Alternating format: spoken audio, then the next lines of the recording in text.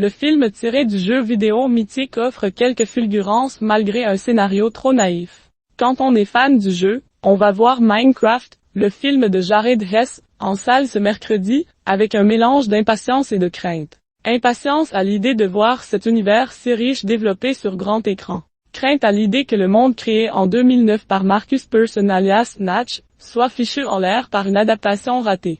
Une angoisse renforcée par une première bande-annonce catastrophique. Le résultat trouve sa place entre les deux. La plongée de 5 personnages, dont Jack Black et Jason Momoa, au milieu des cubes connaît quelques fulgurances malgré un scénario qu'on est bien obligé de qualifier de complètement neuneux. La vision du film conduit à quelques interrogations partagées par les amoureux du jeu lors de la première séance parisienne. Pourquoi tant de sucre? La nostalgie des années 1980 est une malédiction pour le cinéma d'aujourd'hui. L'envie de retrouver les goûts de films d'aventure teintés de fantastique comme Goonies ou Gremlins part d'un bon sentiment. Une série comme Stranger Things s'est plutôt bien tirée de l'exercice. Pour Minecraft, les scénaristes ont essayé d'appliquer la recette mêlant film familial et jeux vidéo culte.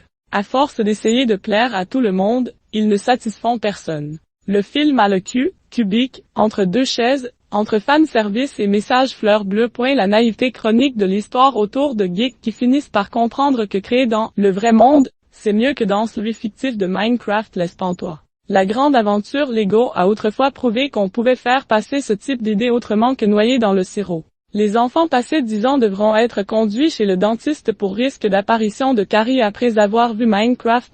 Pour qui c'est fait? On ne sait pas bien pourquoi le film est recommandé aux plus de 8 ans. Soit les enfants jouaient à Minecraft avant 8 ans et ils connaissent les créatures angoissantes zombies et autres créateurs qu'ils attendent avec impatience. Soit ils ne connaissent pas le jeu et ils risquent de se raser grand train à voir des interprètes qui dameraient le pion au plus grimacier des acteurs du cinéma muet en faire des caisses sur une grande échelle, sportif, dans un environnement aux règles pour le moins incompréhensibles. Malgré l'immense respect qu'on a pour les artistes de doublage et l'affection qu'on ressent pour Laura Felpin qui double la sorcière, la version française ajoute une louche d'excès à un film qui n'en avait clairement pas besoin.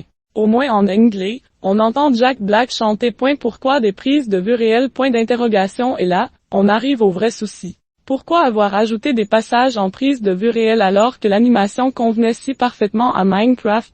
C'est ce qu'on appelle communément une mauvaise idée, sans doute motivée par un désir d'économie. La reconstitution du jeu est splendide quand les comédiens n'apparaissent pas plaqués sur des fonds verts approximatifs. Et c'est pour ça qu'on est là, voir le jeu prendre vie en 3D, ce qui fait rudement plaisir. La modélisation est une tuerie mettant le sourire aux lèvres du spectateur en lui faisant croiser bestioles, villageois et monstres que tout amoureux du jeu adore. On aurait vraiment aimé que tout Minecraft, le film, soit digne de ces passages où on oublie qu'on est au cinéma pour avoir l'impression de plonger dans une super partie.